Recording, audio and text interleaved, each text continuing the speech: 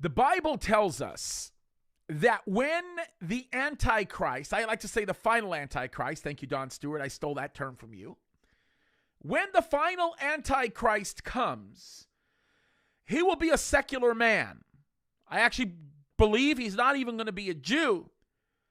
And one of the most powerful components to the effectiveness of this final Antichrist is going to be the false prophet. That is a religious leader that is accepted by tons of people who will further the agenda of the final Antichrist by adding a religious component to the ideals that are being propagated by him and the people that surround him. Now, I am not about to call the Pope the false prophet, but I can simply say this.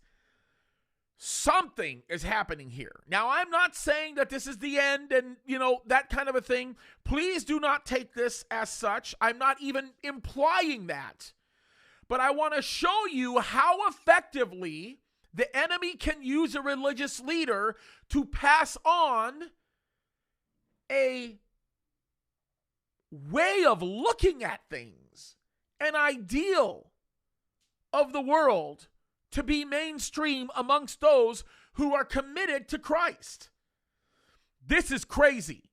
The Pope was recently interviewed for an Italian publication. I think it gets released tomorrow. And he is calling, in essence, for the New World Order. I am not joking, folks. This is Pope Francis that we're talking about here.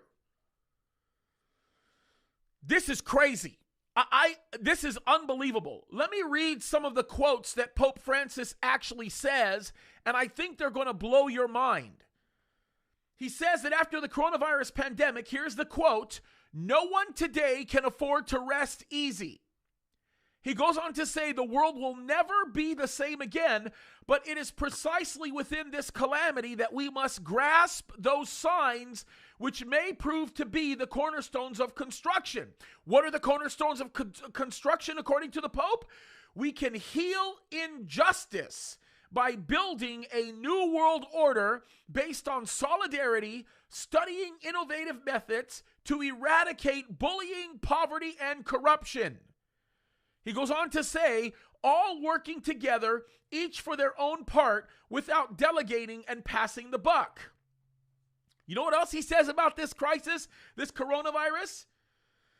He says, let us keep in mind there is something worse than this crisis. The drama of wasting it. Sound familiar? That's what the globalists are saying, folks. That's what they're saying. He says we cannot emerge from a crisis the same as before. We either come out better or we come out worse. Look what he goes on to say. We can no longer blindly accept inequalities and disruptions to the environment. This is globalist language, folks. The path to humanity's salvation passes through the creation of a new model of development which unquestionably focuses on coexistence among peoples in harmony with creation. Wait, hold on. What happened to the path of humanity's salvation being centered on receiving Jesus Christ and what he's done for the world? The Pope has effectively gone to a place where he is leading people down the road of destruction. He goes on to give advice to people who are involved in ecological movements. Here's his advice.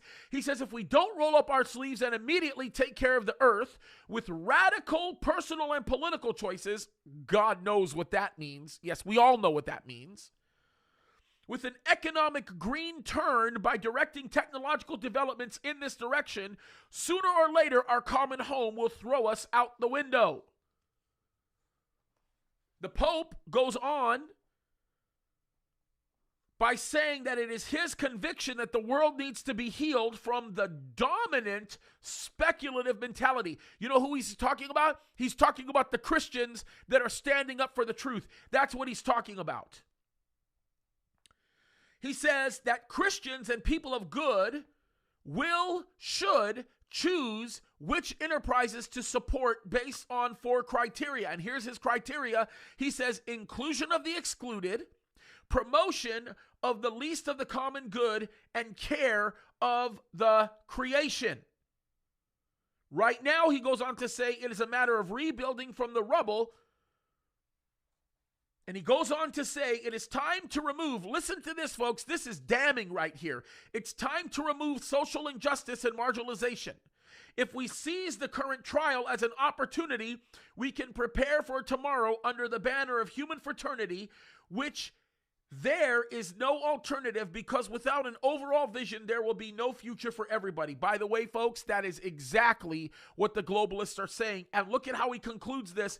He says the part of the Great Reset also entails an end to the arm race. And he goes on talking about the Great Reset and so on and so forth. And notice what he says at the very end. This is disgusting just to think about the way that he's moving here. He says, against this planetary discord that is nipping the future of humanity in the bud, we need political action that is the fruit of international harmony. In other words, we need globalism.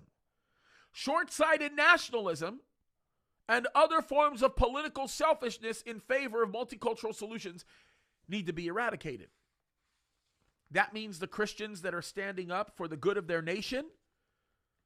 That means those of us who voted for President Trump, and anybody else that comes against the narrative of the New World Order pretty much needs to be gone. Where have we heard this before? The Pope has crossed over. He did that a long time ago.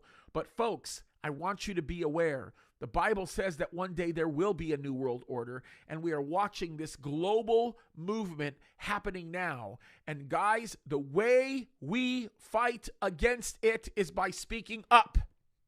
We know eventually it's going to go there, but it does not absolve us of our responsibility from pointing out the injustice and seeking to fight for that which is righteous.